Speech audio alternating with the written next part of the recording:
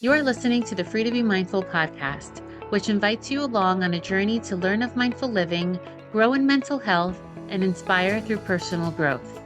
In a world where we can often feel much stress and overwhelm, this podcast provides bite-sized tips and real talk conversations, empowering you to embrace mindfulness and nurture your full potential.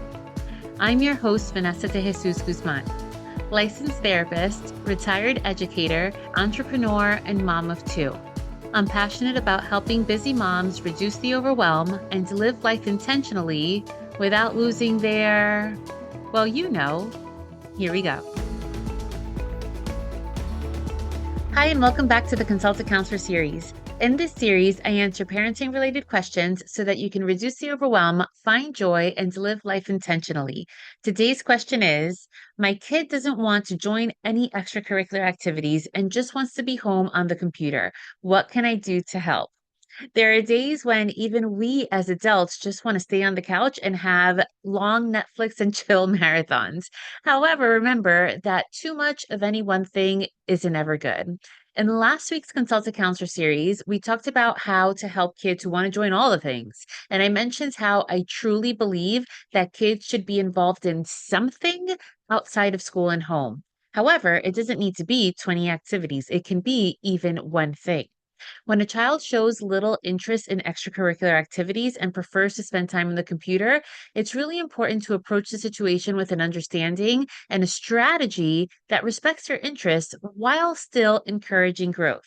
So, I have some tips for you to consider. And do note, please, that when I share personal examples, it's not to say that I come from a perfect angle, because believe me, I'm the first to say that I lose it with my kids too. But I do like giving real world examples so that you can see how they can play out in real life. So here we go. The first is truly understand their interests. Start by exploring what is it that your kid prefers to do on the computer. And not just because they like to waste time, but really get specific. What activities is it that they're doing online? Are they playing games? Are they watching videos? Are they learning new skills? And if they are playing games, what kind of games is it that they're playing and why is it that they like them? I'll share that my son likes anything Mario Brothers related, but next to that, he loves Minecraft. He doesn't engage too much with others in the game, within the game when he's playing, that is, but he just really likes building, which parallels with his interest in Lego sets and in his amazing Magnetile creations, which, believe it or not, really help him in the area of STEM or STEAM. And when we truly understand how their interests can help connect them to real life stuff in real life world, we can then suggest related offline activities that might too capture their interests. With that being said, the next tip is explore related activities. If your child enjoys a specific topic or games online, look for local clubs or classes that align to these interests. For example, if they love computer games, they might also be interested in a coding club or in a digital design workshop. I've done this with my son too. Since he loves buildings, one summer we went to the Skyscraper Museum in New York City. Yes, there actually is such a thing. And I fed into his interests because I know what he really enjoys. You just never know how this is going to help in the future as well. And after you have a good understanding of what it is that your kid enjoys from the computer and you feed that interest on your own time, you can then ask teachers and educators in what ways that your kid interests can be enhanced in school, while understanding that it may not happen every day. If there is a gaming club, let's say, that's something that they can perhaps join and even lead an activity if they have a big interest in it.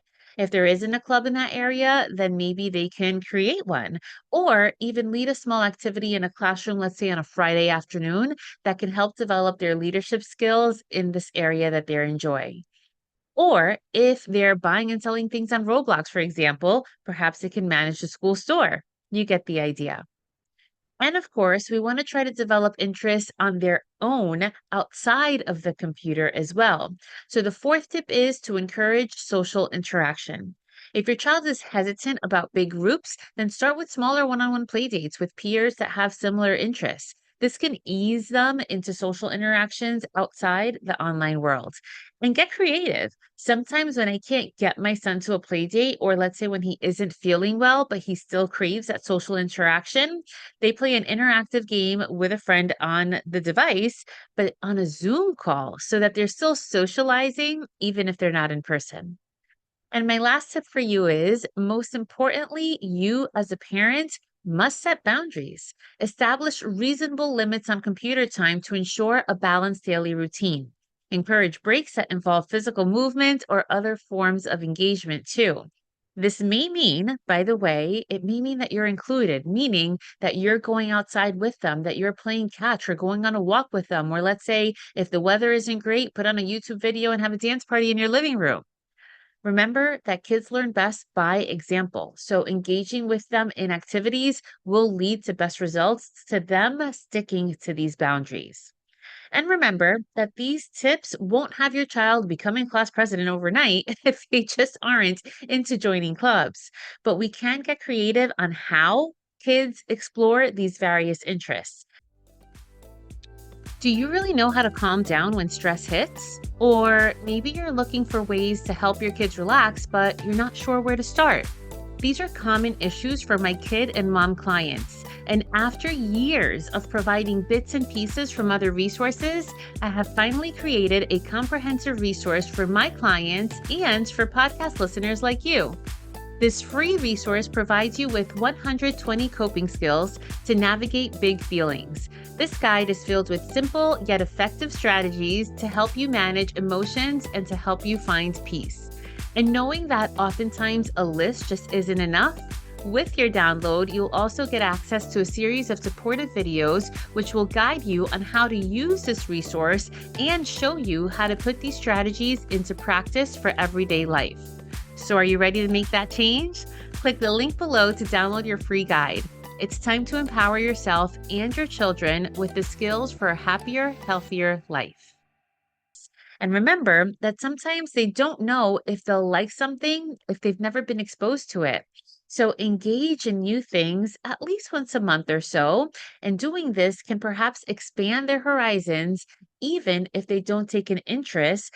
And maybe it'll at least help them become more versatile humans. So I hope this helped. If you think it can help another mom or dad friend, be sure to share it with them and hit the subscribe button so that you don't miss the next video.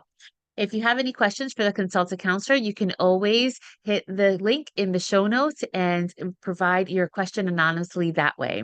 And I invite you to check out Free to Be Mindful podcast, SEL book reviews, and more on my YouTube channel or on other platforms at Counselor V De Jesus.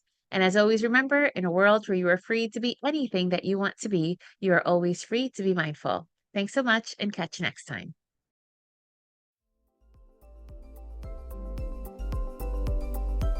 I hope you enjoyed this week's show.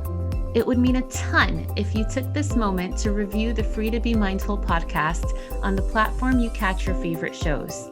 That quick and easy act lets me know what you enjoy, and it helps others find the podcast too. And of course, don't forget to subscribe so you can listen along next week. In the meantime, I welcome you to catch me on social media at Counselor V De Jesus. And as always, remember, in a world where you are free to be anything that you want to be, you are always free to be mindful. Catch you next week.